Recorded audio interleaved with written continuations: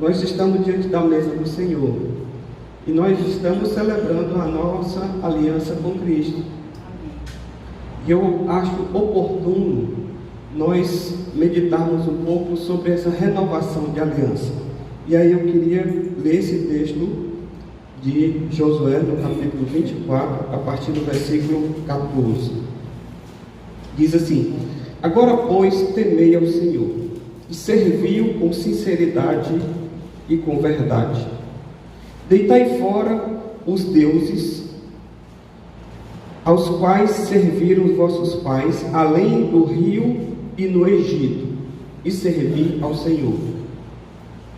Porém, se vos parece mal a vossos olhos servir ao Senhor, escolhei hoje a quem servais: se aos deuses a quem serviram os vossos pais, que estavam além do rio, e aos deuses dos amorreus, em cuja terra habitais.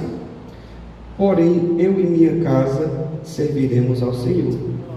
Então respondeu o povo e disse: nunca nos aconteça que deixemos o Senhor para servirmos a outros deuses, porque o Senhor é o nosso Deus. Ele é o que nos fez subir, a nós e a nossos pais, da terra do Egito, da casa da servidão, e o que tem feito estes grandes sinais aos nossos olhos, e nos guardou por todo o caminho que andamos, entre todos os povos, pelo meio dos quais passamos. E o Senhor expulsou diante de nós a todos esses povos, até ao amorreu, morador da terra. Também nós serviremos ao Senhor, porquanto é o nosso Deus. Então Josué disse ao povo: não podereis servir ao Senhor, porquanto é Deus santo e Deus zeloso, que não perdoará as vossas transgressões nem os vossos pecados.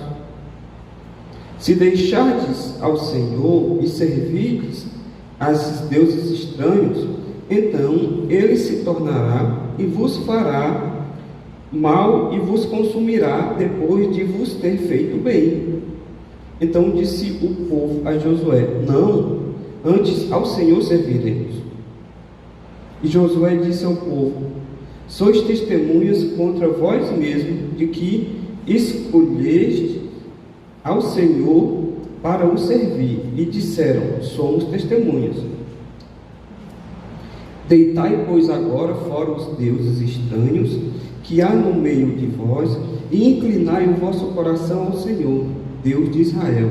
E disse o povo a Josué: serviremos ao Senhor nosso Deus e obedeceremos a sua voz.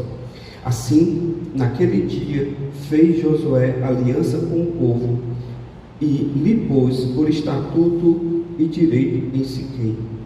E Josué escreveu estas palavras no livro da lei de Deus, e tomou uma grande pedra e a erigiu ali embaixo do carvalho que estava junto ao santuário do Senhor. E disse Josué a todo o povo: eis que esta pedra nos será por testemunho, pois ela ouviu todas as palavras que o Senhor nos tem falado, e também será testemunha contra vós, para que não mintais a vosso Deus. Então Josué enviou o povo, cada um para a sua herança.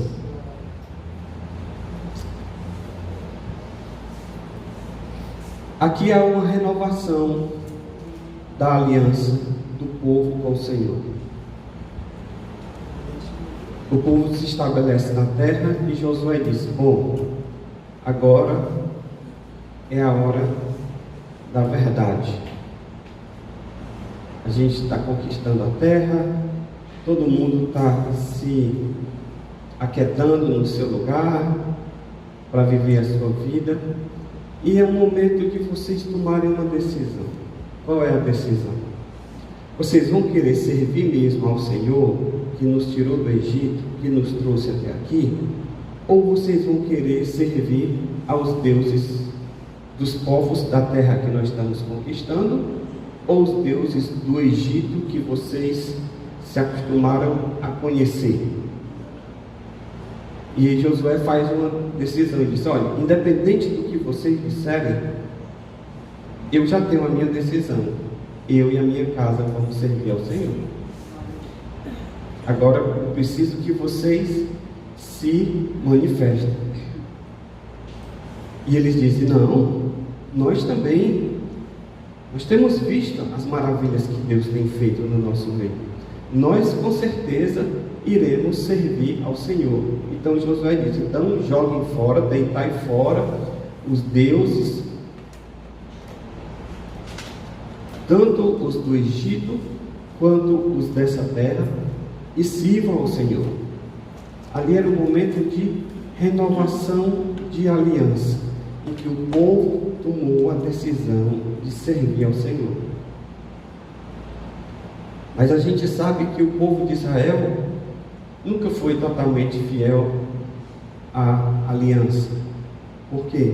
Porque eles continuaram com idolatria. Significa o quê? Que Deus nunca teve um povo fiel. Deus sempre tem o chamado remanescentes. Deus sempre tem aqueles que dizem: não, nós vamos servir ao Senhor. O mundo pode pecar, as pessoas da igreja podem não levar Deus a sério, mas eu e minha casa vamos servir ao Senhor. O fato, irmãos, é que independente da apostasia, por exemplo, nós estamos vivendo um tempo muito difícil. Um tempo em que as pessoas dizem servir a Deus, mas de fato muitos não vivem de acordo, não servem. Mas no meio dessa multidão toda, dizem que no Brasil, particularmente, nós temos em torno de 30%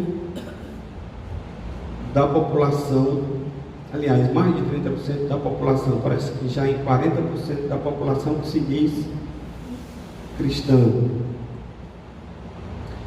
E no meio desses 40%, a gente sabe que tem muita gente que confessa a Deus de boca, mas não vive sendo fiel ao Senhor.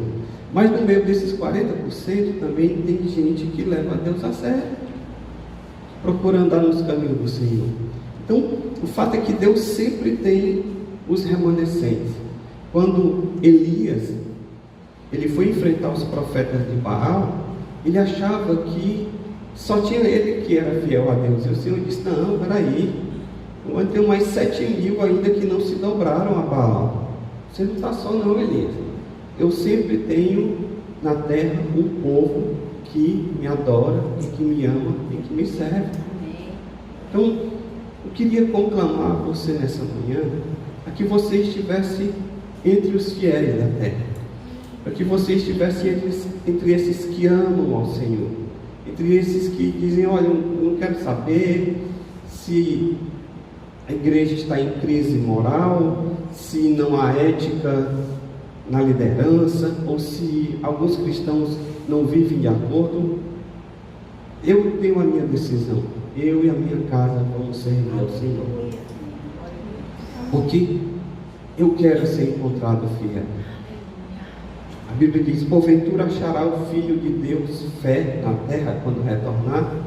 Eu quero estar entre aqueles que dizem: Senhor, vai encontrar sim, eis-me aqui, eu vou estar servindo ao Senhor. Amém? Amém. Então, quais são, nesse texto, algumas características de um povo que tem aliança com Deus? Pastor, eu tenho aliança com Jesus. Eu estou diante da mesa da nova aliança, do Novo Testamento, e eu tenho sim uma aliança com o Senhor. Eu tenho falado aqui muitas vezes durante a ceia que a ceia é uma oportunidade da gente estar não só se avaliando, mas também renovando a nossa aliança com Deus, o nosso desejo, a nossa disposição de servir ao Senhor. É uma oportunidade que a gente tem de dizer: Senhor, participo da ceia mais esse domingo, mais essa vez, para renovar contigo a minha aliança. Aí você diz: pastor, quais são as características de uma pessoa que é aliançada com Deus? Como é que a gente sabe que uma pessoa verdadeiramente vive em aliança com Deus? Porque uma coisa é a gente dizer, outra coisa é a gente ser ou fazer. É o chamado cristão nominal, né? Ou então, antigamente, até hoje ainda usa a expressão, por exemplo, a pessoa diz, eu sou católico praticante, ou seja, eu vou à missa, eu participo das atividades da igreja, porque tem o católico não praticante, que é aquele que se diz católico porque nasceu numa família tradicionalmente católica e sempre foi levado à igreja e, apesar de muitas vezes não frequentar a missa, por exemplo, ele se diz católico. Mas existe essa classificação entre católico praticante e não praticante. No meio evangélico, nunca existiu essa nomenclatura, essa denominação. Por quê? Porque os evangélicos sempre foram tidos como praticantes. Todo mundo que era evangélico, há um tempo atrás, era aquele pessoal que andava com Bíblia na mão, tanto é que era chamado de os Bíblias. Era um pessoal que era tido como pessoas direitas, sérias. Você podia até não concordar com a fé dela, podia até não concordar, às vezes, com os costumes que alguns usavam, por exemplo, das mulheres com aqueles cabelos grandes, que não usavam maquiagem, com a roupa grande, que cobria todo o corpo, só deixava as mãos de fora. Aí você podia até olhar assim e dizer, é um povo esquisito esse. Mas uma coisa que você não colocava em xeque, em questionamento, era, por exemplo, a integridade desse povo. Porque, não, fulano de tal ali é sério, fulano de tal ali é direito, tem a família bem ordenada, vai à igreja e tudo. Então, eram praticantes, por quê? Porque estavam 2, 3 vezes na semana, nos dias de culto, que geralmente antes tinha culto de oração na terça, culto de doutrina no domingo, ou na quinta, ou sexta, e culto normal no domingo, de celebração. Então era o pessoal que estava sempre na igreja e por isso era considerado de praticantes. Com o afrouxamento dos costumes, com o crescimento dos evangélicos, foi o que aconteceu. Muita gente começou a frequentar a igreja evangélica, só que não tinha mudança nenhuma de vida. Começavam a se converter os artistas, mas que continuavam com a sua vida do mesmo jeito. E diziam, não, eu sou evangélica, mas assim, não tem nada a ver, a minha vida não mudou, eu continuo fazendo o que eu faço, as minhas atividades normais. Então, hoje, você tem dentro desse guarda-chuva chamado de evangélico, todo tipo de cobras e lagartos. Então, hoje também nós estamos já vivendo um tempo em que a gente diz, existe o evangélico praticante e o evangélico não praticante. A semelhança do que a gente classificava os católicos anteriormente. Por quê? Porque a gente sabe que a coisa está muito bagunçada. E aí você olha para a vida dessas pessoas e se pergunta, como é que eu distingo? O que é que me leva a distinguir uma pessoa que se diz aliançada com Deus de uma pessoa que não é aliançada com Deus? Esse texto nos dá alguns indícios, algumas características importantes para que a gente possa entender de fato o que é uma pessoa aliançada com Deus. Para a gente não se iludir pessoalmente, ou para a gente não se enganar com o discurso de alguém que se apresenta como cristão e de fato, como diz Paulo, o nega pelo seu procedimento. E eu listei aqui algumas características. Eu queria que você visse no versículo 21, de Josué 24, 21. Quando Josué diz: e aí, vocês vão querer servir ao Senhor ou não? Eu e minha casa vamos servir. Aí no versículo 21 o povo diz: então disse o povo a Josué: não, nós vamos servir ao Senhor, nós não vamos servir aos outros deuses não, nós também decidimos servir ao Senhor.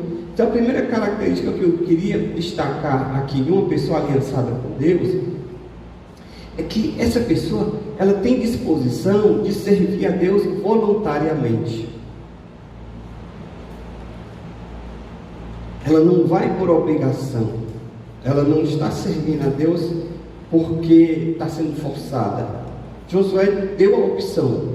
Ele disse: olha, vocês têm a opção. Eu estou colocando diante de vocês duas opções. Aqui ninguém está impondo nada. Eu sou líder, eu substituí Moisés, eu estou aqui na liderança do povo, na conquista da terra, mas ninguém está impondo nada a ninguém. Nós temos uma aliança de conquistar a terra, e vamos conquistar a terra, estamos unidos, a gente batalha, a gente guerreia, a gente está junto. Mas uma vez que a gente vence, se estabelece na terra, eu não vou na sua casa lhe vigiar. Não tenho câmera escondida de monitoramento. O que você está lá fazendo dentro da sua tenda, debaixo da sua barraca, diz respeito a você. Então você tem que decidir o que é que você quer. E o povo diz: não, nós decidimos servir ao Senhor. Então a primeira característica mesmo é a voluntariedade. Você que está aqui hoje de manhã, ninguém lhe obrigou a vir aqui. Tem dias que eu até passo o convite: vamos à igreja, hoje tem culto, vamos cultuar o Senhor. A Glaucia muitas vezes passa, amanhã ceia e tudo. Mas até onde eu vi, eu não me lembro de ontem ter sido publicado no grupo nenhuma convocação e nenhum sequer um convite para dizer: esteja aqui amanhã. Você veio voluntariamente. E ninguém lhe força a estar aqui. Por exemplo, a gente estava há pouco no louvor e o irmão Roberto, que estava ali projetando os cânticos, precisou se ausentar temporariamente. Ele já voltou, está ali novamente, mas ele precisou se ausentar voluntariamente, acho que para ir em casa e resolver alguma questão pessoal. A Margarida chegou e disse: pastor, não tem ninguém lá, o Roberto precisou se ausentar. E o Roberto voltou dali, e ninguém está, vou execrar o Roberto, ou eu fiquei chateado, dizendo: Roberto, como é que você abandona ali o posto? Não, porque a pessoa está voluntária, não está obrigada. A gente precisa entender isso. Quando a gente serve a Deus, irmãos, tem que ser na espontaneidade do nosso coração. Porque Deus, Ele vê o interior. Deus vê o nosso coração. Não faz sentido a gente estar aqui por obrigação, bater o ponto. Certa vez um pastor, ele colocava a cadeira dele primeiro na frente, para ele poder ficar na frente, mas ele não colocava, ele não sentava na frente, ele sentava de lado, tipo nesses bancos aqui. Para quê? Não, é porque eu estando aqui, eu olho quem veio e quem não veio. Eu vigio, eu dou conta de quem veio e quem não veio, porque quem não veio eu vou tomar satisfação porque que essa pessoa faltou. E aí isso pode fazer com que as pessoas sejam levadas a ir para a igreja porque tem que bater o ponto, porque o pastor precisa me ver. E não faz sentido. É como outra vez, um pastor, ele disse: olha, eu estou doando os gasofiláceos da igreja. Gasofiláceo é aquele móvel que ficava aqui na frente, a gente até usou alguns, a gente até tem eles guardados ali, e que as pessoas vinham na hora da oferta e colocavam a sua oferta ali no gasofilácio. Ele disse: não, na minha igreja eu aboli o gasofilácio. Eu gosto das salvas da oferta, eu gosto de mandar o diácono passar lá na pessoa. Por quê? Eu disse: por quê? Ele disse: porque se eu deixar para a pessoa vir à frente, muitas não vêm. E aí acaba entrando menos dinheiro no cofre da igreja. E que se eu botar o diácono para ir passar lá vem o diácono, a pessoa fica: ai meu Deus, eu tenho que ter alguma oferta, tem que ter alguma coisa. Então acaba forçando a pessoa a dar, porque o diácono vai passar por ela e vai dizer: não deu oferta, né? Só olhar. E aí, sabe o que é que acontece? Muita gente pegava o envelope vazio, ou então, quando não tinha envelope, fazia assim a mão fechada, como se estivesse botando, pá. Perante o diácono, ficou bem na fita. Oh, ótimo. Mas você quer enganar quem? Então, não faz sentido. E a gente viver um faz de conta. Tem que ser voluntário. A Bíblia diz que Deus gosta de um coração voluntário. Então, a primeira característica de uma pessoa que está aliançada com Deus é que ela diz: não, eu vou voluntariamente servir ao Senhor. Voluntariamente eu decido andar nos caminhos de Deus. Amém?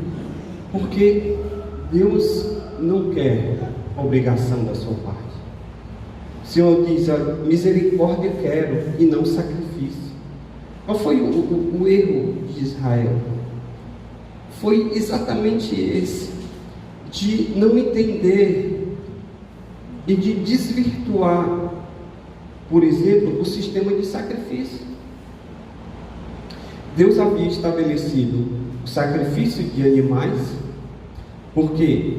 Porque aquele sacrifício de animais, ele apontava para o sacrifício futuro de Cristo, que deu a sua vida e para nos perdoar, para nos reconciliar com Deus.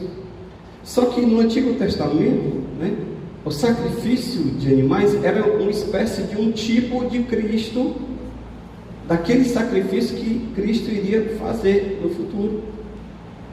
Por isso que João Batista, quando olha para Jesus e fala: eis o Cordeiro de Deus que tira o pecado do mundo. Porque quando João Batista diz: eis o Cordeiro de Deus, as pessoas disseram: nós estamos acostumados a matar o Cordeiro, derramar o sangue do Cordeiro em sacrifício. Por quê? Porque o salário do pecado é a morte. O que se recebe, o que se ganha? Qual é a remuneração do pecado? A morte. Então, como o povo pecava, merecia a morte. Então, o que é que fazia? Matava-se um animal, porque é como se o pecado da pessoa estivesse sendo aplicado sobre o animal, e aí ela era livrada da morte. Alguém tinha que morrer por causa do pecado. Então quem morria?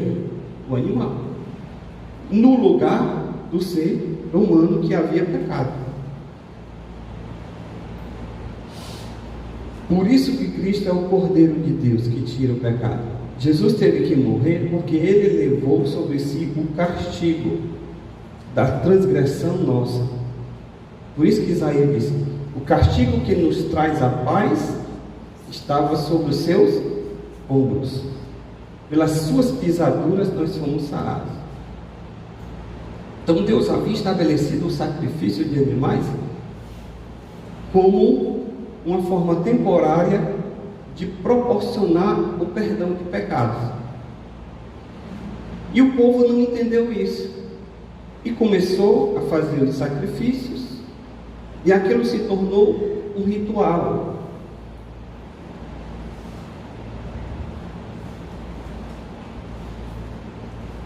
E começou-se a dissociar a devoção a Deus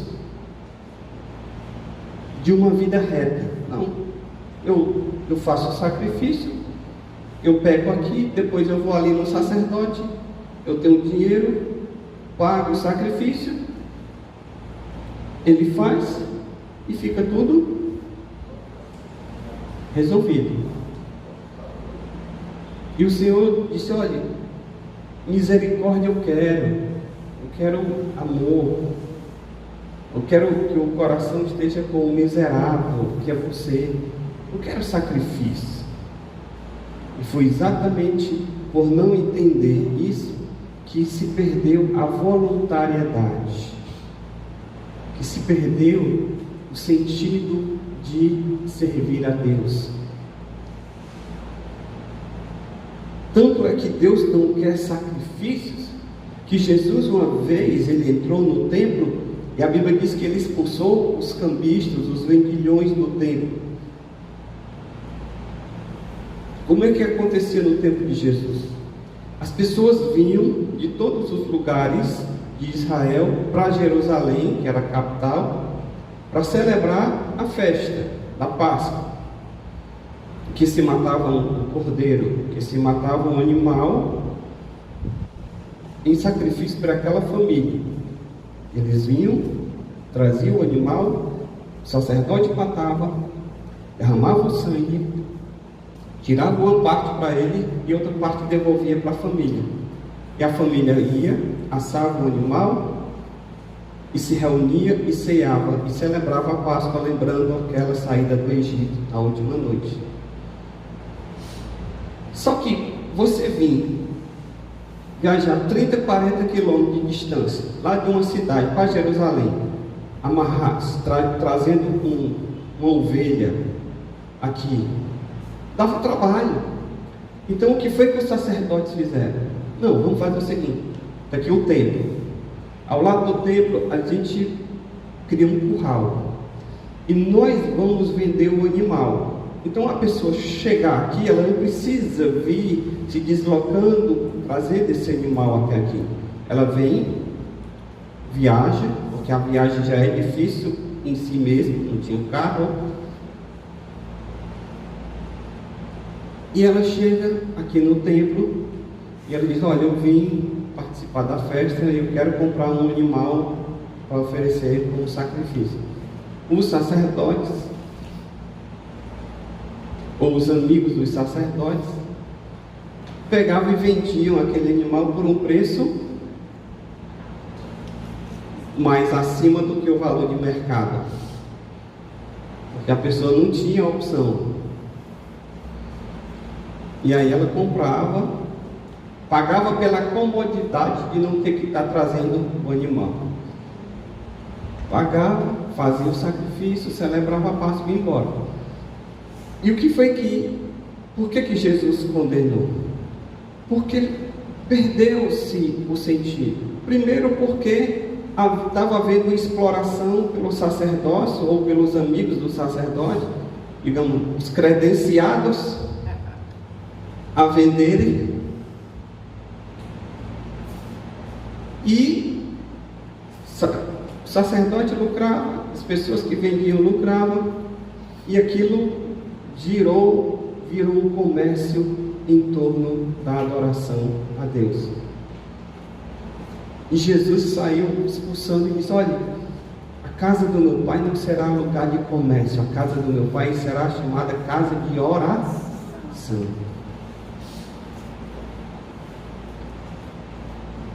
Isso tudo para mostrar o quê? Que Deus não está buscando rituais. Deus não está buscando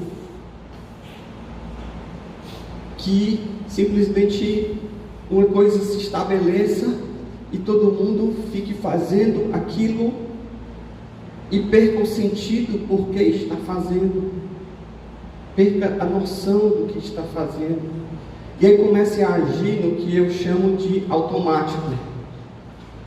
O que é o automático? É quando você faz alguma coisa por força do hábito, você faz aquilo sem já nem pensar.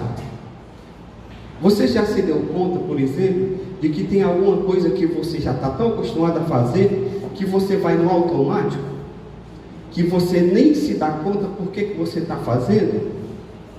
Quando você olha e se diz, vixe, você vai por um mesmo caminho, você vai no mesmo trajeto. Por isso que a gente até brinca e diz, ó, se eu soltar o carro, ele vai só. Por quê? Porque ele é sempre o mesmo trajeto. Se eu esquecer esse sapato, ele vem atrás de mim, porque eu uso ele todo dia. Já prestou atenção? Já aconteceu comigo? Eu estar fazendo uma coisa e pensando noutra. Aí eu estou aqui em casa, trocando de roupa, me vestindo. Aí eu visto a roupa, isso às vezes para ir para o trabalho. Visto a roupa e calço o sapato, estou aqui calçando o sapato. Minha mulher chega e diz, tu vai para a academia? Eu disse, por quê? Tu está calçando o tênis que tu usa para ir para a academia. Eu disse, vixe, meu Deus, é mesmo? Não, eu vou não. Aí tiro e vou pegar um outro sapato de ir para o trabalho. Por quê? Porque você está fazendo a coisa sem refletir, sem pensar no que você está fazendo. É no automático. Às vezes eu falo com os meus filhos, ele vai fazer uma coisa e esquece, ou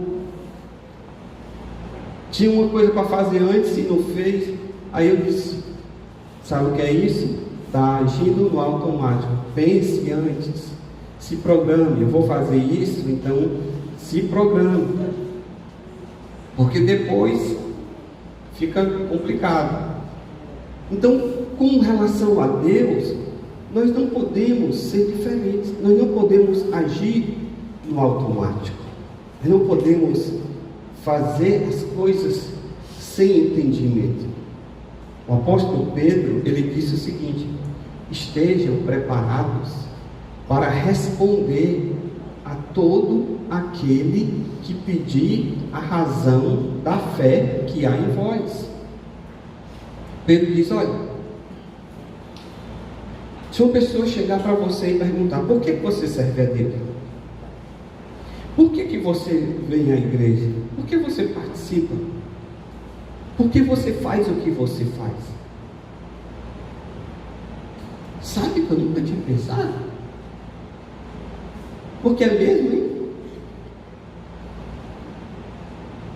Você precisa saber o porquê das coisas. Tinha uma revista, não sei se ainda existe, tinha a Galileu e tinha a Super Interessante. São duas revistas. Qual era a proposta dessas revistas? Era lhe explicar o porquê das coisas. Por que isso é assim? Por que acontece dessa forma? Então, eles iam procurar uma explicação científica para que aquilo que a gente faz, a gente saiba por que está fazendo. Por isso que é importante, às vezes, a gente entender a origem das coisas, a origem das palavras. Por exemplo, na nossa cultura, nós temos a música local. Qual é a música local mais famosa no Ceará? O estilo de música? Forró. E aí você diz, cearense é conhecido por gostar de forró. E qual é a origem da palavra forró? Você sabe? Quem sabe levanta a mão? Ninguém sabe? Hã? Não. Dizem que os americanos, quando vieram para cá, não sei qual foi o ano, eles estabeleceram, tinha uma base americana aqui, e quando era uma vez por semana, no domingo, eles davam uma festa. E essa festa era aberta ao público. E eles diziam, a festa é for all, para todos. Aí o cearense, forró, aí forró, pronto. Então, a música, o estilo forró, significa for all, para todos. A festa é aberta a todos. Aí todo mundo ia por forró. Quando você vai? Forró. Então, a gente precisa muitas vezes entender as coisas. Uma vez, uma moça casou e ela disse, eu vou fazer o mesmo prato que a mamãe fazia para o papai, vou agradar o meu marido. Ela comprou um peixe, ela tinha uma caçarola bem grande, comprou um peixe e cortou o peixe no meio e botou na caçarola para fritar. Fritou o peixe e tudo, aí quando foi na hora de servir, cortado pela metade. O marido dela perguntou, meu bem, por que esse peixe você cortou ao meio, se a frigideira era grande e cabia o peixe inteiro? Ela disse, porque a mamãe, quando cortava o peixe lá em casa, fazia para o papai, ela cortava no meio. Eu vi ela cortando ao meio, e aí eu aprendi assim.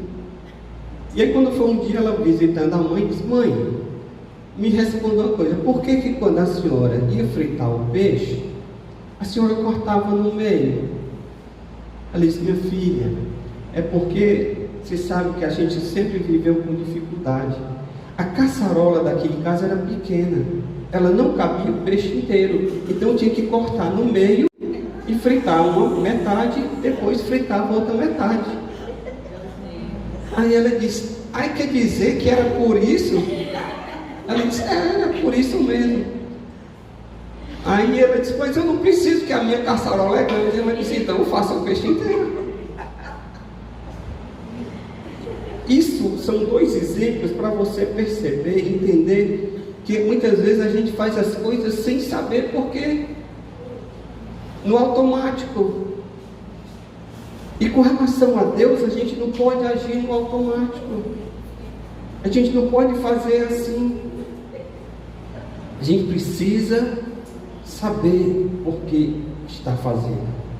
Se eu estou aqui, eu preciso colocar o meu coração aqui. Ah, eu tenho um compromisso depois da igreja. Ok. Mas o compromisso não é depois do culto? É. Então, enquanto você está aqui, coloque a sua força, a sua atenção e a sua energia aqui. Amém.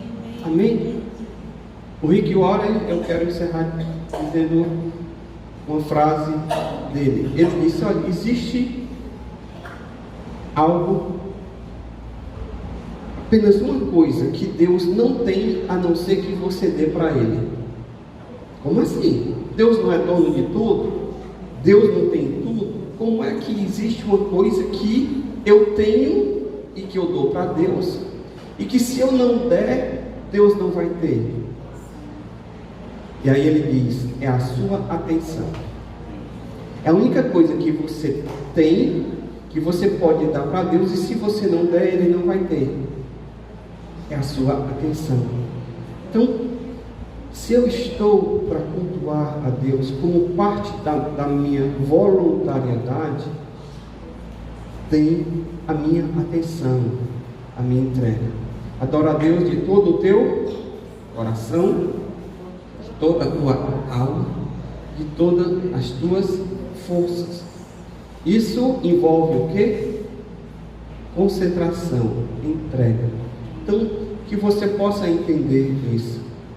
Primeira característica que eu queria destacar de uma pessoa que serve a Deus, que está aliançada com Deus, é a voluntariedade dessa pessoa no que ela faz. Amém? Nós estamos aqui diante da mesa do Senhor e nós vamos celebrar nessa manhã com voluntariedade o nosso amor. E quando nós estivermos participando desse momento, nós estamos renovando a nossa aliança com Deus. Amém? Que você possa nessa manhã dizer: Senhor, eu estou aqui voluntariamente. Eu te sirvo voluntariamente, porque eu te amo.